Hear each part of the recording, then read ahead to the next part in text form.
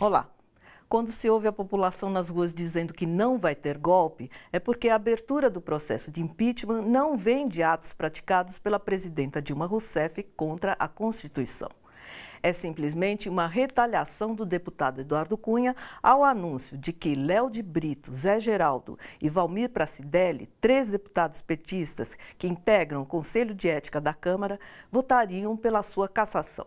Quando soube disso, aceitou o pedido protocolado pelos advogados Hélio Bicudo, Miguel Reale e Janaína Pascoal, apoiado pela oposição, que jamais se conformou com o resultado das eleições de 2014, o presidente da Câmara Federal e seus pares jogaram o país na atual turbulência. O impeachment é o tema do Bom para Todos, que começa agora. A regra do jogo é sair quem cometeu o crime. Vamos aproveitar, já que eu queria, então eu vou aqui atalhar o caminho e vou trazer 2018 para 2016. Isso é golpe. O impeachment é uma decisão política ou jurídica? A proposta do impeachment nasceu exatamente dessa contrariedade em relação aos direitos sociais. Manobras orçamentárias, conhecidas como pedaladas fiscais, praticadas por todas as instâncias de governo no país, seriam suficientes para a quebra da ordem institucional?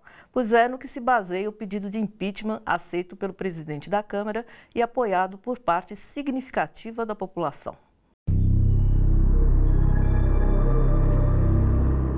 É difícil determinar exatamente quando a ideia do impeachment da presidente Dilma se iniciou.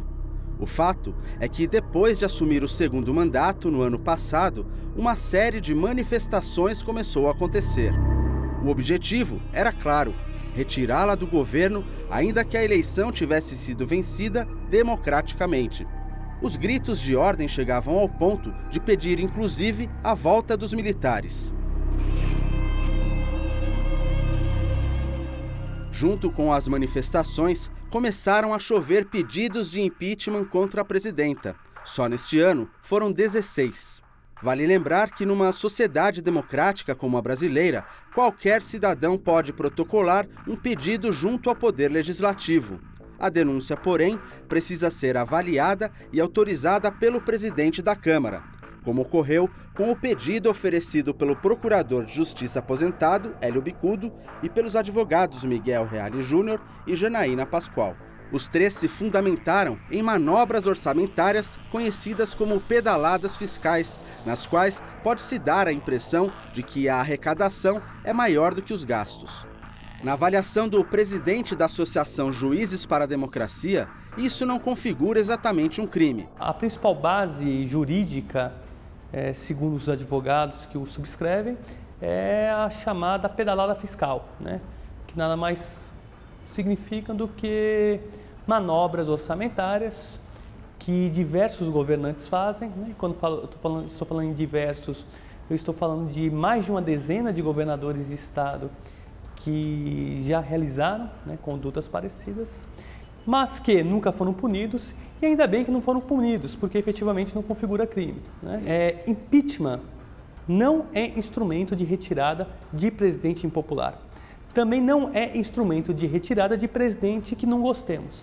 Se não gostamos do presidente da República, temos que esperar as próximas eleições. Essa é a regra básica do presidencialismo. A Associação Juízes para a Democracia, presidida por André, foi uma das instituições jurídicas que recentemente elaborou manifestos públicos com o objetivo de garantir o cumprimento das leis e evitar abusos contra a democracia durante o processo do impeachment, seja pela manipulação da mídia ou das diferentes correntes políticas que disputam o poder. Você tirar uma presidente da República do seu mandato, para aquilo que ela foi eleita por milhões de pessoas, concordemos ou não, repito, é algo muito grave, é algo que ameaça a democracia, é algo, aliás, que pode retirar o mínimo de democracia que temos. Caso a presidenta seja afastada com impeachment, André alerta para o risco de retrocesso na democracia do país. Ele lembra que a ditadura militar no Brasil teve um início muito parecido com a situação hoje vivida em Brasília. Vamos lembrar, o golpe de 64 foi juridicamente justificado, teve posse, teve afastamento do então presidente da República, teve o reconhecimento do então Supremo Tribunal Federal, né? A ditadura vigorou com a suposta independência dos poderes, ou seja, é da tradição brasileira, da tradição do autoritarismo brasileiro, este manto jurídico escondendo sistemas evidentemente autoritários e autocráticos. Temo que isso aconteça caso o processo de impeachment seja concretizado. Mestre em Direito pela PUC de São Paulo, doutorando pela USP, o professor Arthur Scatolini é o nosso convidado de hoje. Tudo bem, professor? Tudo bom. O impeachment, a fundamentação em bases tão frágeis assim, o que é que pode acontecer? O impeachment precisa de um elemento, crime de responsabilidade. O que a gente chama de crime de responsabilidade? E qual que é a natureza disso? Acho que essas são as perguntas mais importantes para que quem está em casa possa se posicionar com consistência a respeito.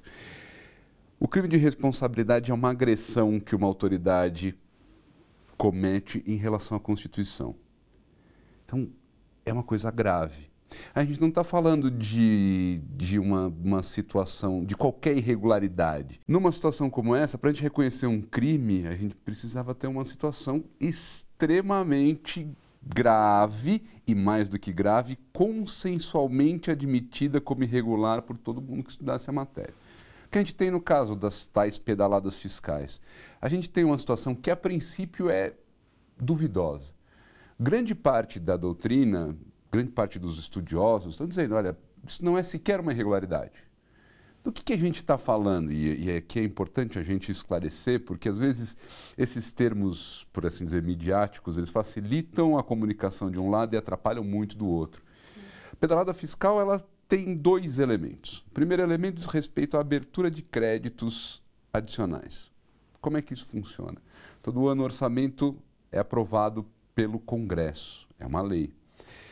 Essa lei, ela funciona da seguinte maneira. A gente tem uma estimativa de receita e uma autorização de despesa. É comum que no curso da execução do orçamento, o chefe do executivo tenha que ajustar. Ele faz esse ajuste mediante abertura de créditos adicionais. Esses créditos adicionais, eles podem ter alguns fundamentos. Eles podem ter fundamento em anulação de outras receitas, ou seja, tira de um lugar e coloca no outro. Sim, eles remaneja, podem, né? Exatamente, um remanejamento. Eles podem ter o fundamento no superávit financeiro e no excesso de arrecadação. E aí o que acontece? Quando eu tenho uma receita vinculada, ou seja, é um dinheiro que está carimbado para determinado fim, por exemplo, salário e educação, tem que ser gasto em algumas atividades. Eu posso ter uma queda na receita geral e um aumento na receita do salário e educação. Já que tenha mais, Tem você que tira gastar. E põe para onde tem menos. Não pode. Você tem que gastar naquele item. Naquele item. Mas o que acontece? A minha autorização orçamentária é uma autorização de 10. Eu arrecadei 20. Eu vou deixar esses 10 que eu arrecadei, que eu não tinha previsto, guardados? Não. Então, o que acontece? Diante desse quadro, ao invés de deixar o dinheiro lá guardado até uma nova autorização orçamentária, a legislação geral de orçamento te autoriza que seja feita a suplementação. Sim. Outros casos são casos atinentes a superávit financeiro. O que é isso? É dinheiro que tinha no orçamento do exercício anterior e não foi gasto. Então, veja, a gente está falando de coisas que são operações contábeis extremamente complicadas. Sim. E chegam para uma autoridade decidir com tudo isso feito. É mais do que evidente. Ninguém espera que um presidente, um governador do estado seja capaz... fazendo a continha. Exatamente. E não é só isso, né? Quando a gente fala, parece que não sabe matemática. Não, essa conta é complexa. Atrás dessa brincadeira de pedalada fiscal tem uma complexidade escondida. Então, chega com a informação, olha, tem o dinheiro está sobrando, esse dinheiro é necessário para a realização da atividade. Será que pode... Esse mandatário fala assim, não vou autorizar a gastar o dinheiro? Claro que não pode. Então, metade das pedaladas fiscais está aí. Isso me parece uma coisa muito tranquila da gente entender como não crime, muito pelo contrário. A pergunta a seguir, feita por um estudante, passa exatamente pelo que nós estamos conversando aqui. Por que tanta gente fala que o impeachment da Dilma é golpe? Uma vez que acontece um impedimento sem a consistência de um crime de responsabilidade, sem a existência de um crime de responsabilidade, a gente acaba tendo um processo golpista. Existe uma aparência jurídica, porque o impeachment está, como todo mundo diz, previsto na Constituição. Entretanto, essa aparência jurídica, ela não tem consistência. Se ela não tem consistência nos fatos, trata-se de um golpe. Vamos acompanhar agora um passo a passo da primeira fase da tramitação do impeachment. Pedido. É preciso apontar crime de responsabilidade da presidenta. Por crime de responsabilidade, entende-se atos que atentem contra a Constituição. Abertura. Ao ser acolhido na Câmara, uma comissão especial deverá analisá-lo e submetê-lo ao plenário. Se a comissão especial concluir pela autorização da instauração do processo, o próximo passo é submeter em primeira votação ao plenário da Câmara. 2/3, ou 342 dos 513 deputados, devem aprovar e encaminhar para o Senado. Cabe ao Senado, por maioria simples, referendar ou não a decisão do plenário da Câmara. Portanto, mesmo que a Câmara seja pró-impeachment, o Senado pode não instaurar o processo. No próximo bloco, a opinião do jurista e professor de Direito da USP, Dalmo Dallari. Eu acho que houve uma decadência muito grande na qualidade do Congresso Nacional.